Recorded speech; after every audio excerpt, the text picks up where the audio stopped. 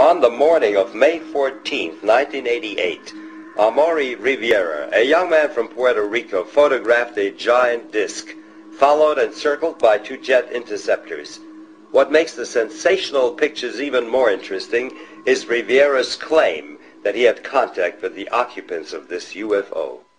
Hello, my name is Amaury Rivera.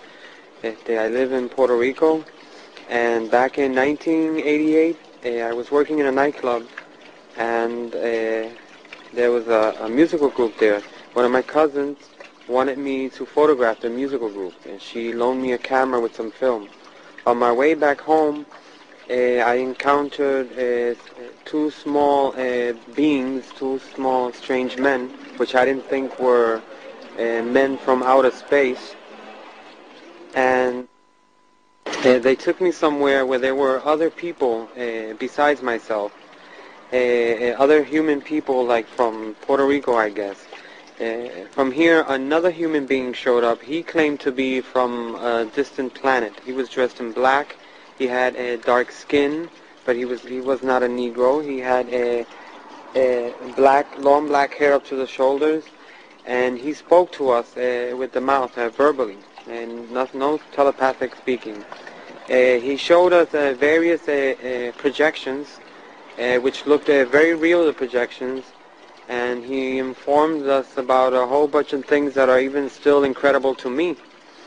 Then they returned me to... What did this holographic projection show? The holographs were mainly, the first one that I can remember was like a short trip through space. We saw where he came from, where he's said to be from. We saw his people, we saw the houses that they use. And the second one was about a meteor or rock falling to Earth in the near future, which is going to cause a lot of havoc in the world. This would fall, it's going to fall in very near the Caribbean, Puerto Rico, and those other small islands, but it's going to affect the whole world, not just Puerto Rico. The last one is that they projected was showing us how there was only going to be one government on the planet Earth. They'll be living on some sort of artificial island that's going to be floating in the middle of a dark, black, dirty sea. And then this man returned me to my car again and left me somewhere different from where the whole ordeal had started. Apparently, they took me with car and all. After this, at this given time, I heard some jets in the sky, and I still had my cousin's camera, and I took the pictures, 4 of which I'm making public nowadays.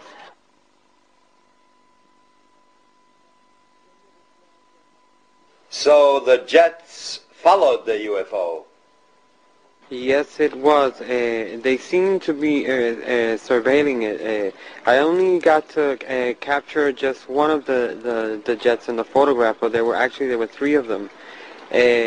Or maybe I got in one of the photos one, and in the second or third I got one of the other ones, because they would go around it very far away, and while this one was closer, and turn, very far, very far. And by the time this one was coming back, another one was turning over there.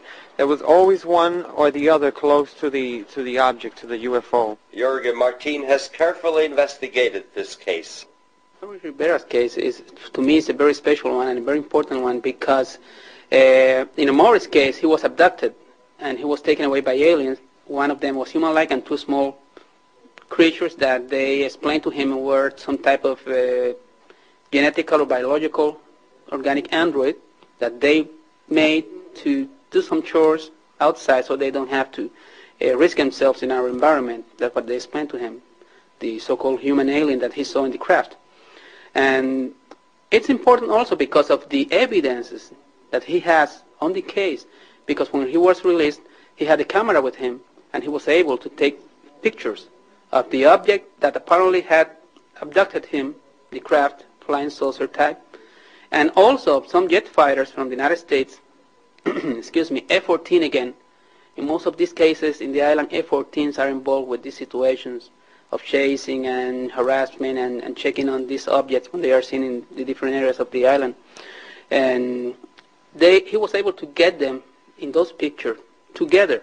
So this clearly, when you see those photographs, it's obvious that the government has been lying for many years, because there's the UFO there, and there's also the jet fighters dealing with the situation, which they denied for more than 40 years. It's there. Were you able to locate any other witnesses? That's what I was going to explain at this moment, Michael. The Amoris case is also very important because I have several people who apparently had been contacted by the same alien that abducted Amori and the small ones that were with him in a separate fashion. They have nothing to do with Amori's incident. This being, this human-like alien, is contacting people all around the area of the southwest of Puerto Rico. I have people from the town of Yauco who seem to have been contacted by this man. I have this fisherman, Andres Maldonado, who I got in contact with Amori because he told me several things Amori had told no one before, only I knew them, about the name of the alien and all the details that he was using to check on the people who really may have been in contact with the same being the night he was abducted, because there were about 14 other people there in the craft that night. And when Maldonado told me all this information that he couldn't know because he was not involved with the Morris case, I got them together. And at this moment I have about 3 different people who seem to have been in contact with the same alien. So they are doing something, and they are getting in contact with more and more people and preparing people for something. And this is very important because all this corroborates Amori's incident also.